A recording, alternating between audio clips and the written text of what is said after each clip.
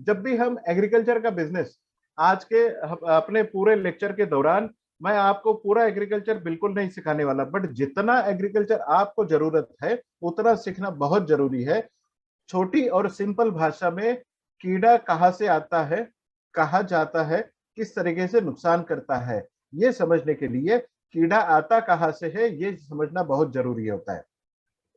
जो भी कीड़े अपने पौधों के ऊपर या खेत के ऊपर में पाए जाते हैं, हर कीड़े के पीछे में, हर इल्ली के पीछे में या सुंडी के पीछे में एक बटरफ्लाई होती है। तो बटरफ्लाई, आपने बहुत सारी अलग अलग प्रकार की बटरफ्लाई देखी होगी, अलग अलग कीड़ों के लिए अलग अलग बटरफ्लाई होती है। ये होते हैं जो आपके खेतों में कीड़े डालने का या फिर इल्ली डालने का काम करते हैं। किस प्रकार से करते हैं? बटरफ्लाई में नर और मादा ये दोनों होते हैं। अमावस के दिनों में, मैं कुछ ये स्टोरी नहीं सुनाने वाला हूं कि आपको नो मून डेज या अमावस के दिनों में क्या होता है, बट ये साइंस है, साइंस का एक चैप्टर है, आपको ये किसान भाइयों को समझाना बहुत जरूरी है। अमावस के दिनों में नर और मादा बटरफ्लाई का मिलन होता है, और मिलन होने के बाद में नर बटरफ्लाई इमीडिएटली मर जाता है, और मिलन होने के बाद में 2 दिन के बाद मादा बटरफ्लाई 5 अंडे से लेके 5,000 अंडे तक आपके खेतों में अंडे डाले जाते हैं। पत्तों के नीचे, फूलों के नीचे या फिर फलों के नीचे ये अंडे डाले जाते हैं, और अंडे डालने के बाद में मादा बटरफ्लाई भी मर जाती है। मतलब ये जनरेशन खत्म हो गया, बट उन्होंने जो अंडे डाले हैं अपने खेत में, वो अंडे मतलब अमावस के चौथे दिन अंडे आपके खेत में डाले जाएंगे। अब वो जो अंडे डाले हैं वो अगले 3 दिनों में आपके अंडों से, उनके अंडों से बाहर निकलेंगे, और ये होते हैं सबसे डेडली, डेंजरस सुंडिया, जो आपके खेतों में बाहर निकलते ही आपके पौधों को, फूलों को और फलों को नुकसान पहुंचाने का काम करता है। मतलब दिन कौन सा आया? अमावस के छठे दिन बाद इल्लियां आपके खेतों में दिखना चालू हो जाती है।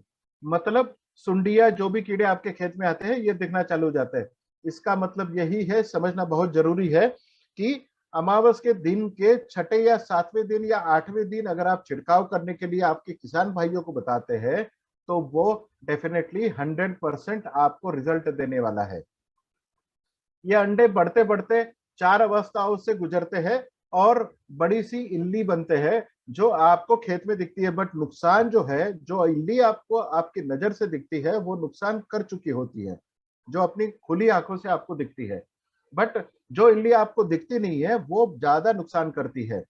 और जो इल्ली आपकी स्क्रीन के ऊपर आज अभी देख रहे हो, ये लार्वा जो है, ये इल्ली जो है या सुंडी जो है, ये उसके बाद प्यूपेशन स्टेज में या कोश अवस्था में निकल जाती है। जो जमीन में कोश डाले जाते हैं तो वो अवस्था में निकल जाती है, और जब भी अच्छी तरीके से खेती में फूल आते हैं, फल आते हैं, उस समय फिर ये बटरफ्लाई अगली अमावस में बाहर निकलते हैं, 4 दिन पहले बाहर निकलते हैं। आपके खेतों में 4 दिन की उनकी लाइफ होती है बटरफ्लाई की। फिर नर मादा का मिलन होता है, फिर अंडे डाले जाते हैं। इस प्रकार से ये जो साइकिल आपके सामने दिख रही है, ये 25 दिन से लेके 42 दिन तक अपना एक लाइफ साइकिल कंप्लीट करती है। मतलब हर सुंडी के पीछे में अलग अलग प्रकार की बटरफ्लाई होती है, बट कोई भी दवाई का छिड़काव या फिर रिकमेंडेशन जो आपको करनी है, वो नो मून डेज के छठे, सातवें, आठवें या 10 दिन तक आपको आपकी दवाइयों का छिड़काव करना बहुत जरूरी है।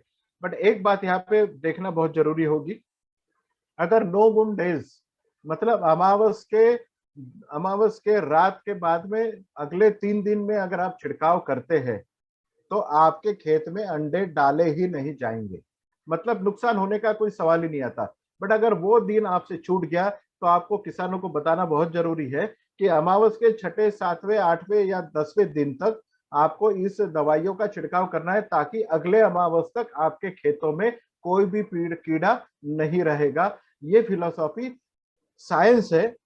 साइंस का एक चैप्टर है जो बताया जाता है, जो जूलॉजी का चैप्टर है, बताया जाता है कि इस तरीके से आपने छिड़काव करना है। बट आपने देखा होगा कि किसान भाई जब भी बड़ी वाली सुंडी आपके खेत में देखते हैं, तब आप निकल जाते हैं, दवाई लेके आते हैं और इसका छिड़काव करते हैं। बट वो दवाई, वो अगर आप पेट्रोल भी छिड़काव करेंगे तब भी मरती नहीं है ये सुंडी। इसका मतलब आपको अमावस के 10 दिनों में आपका सेल करना है।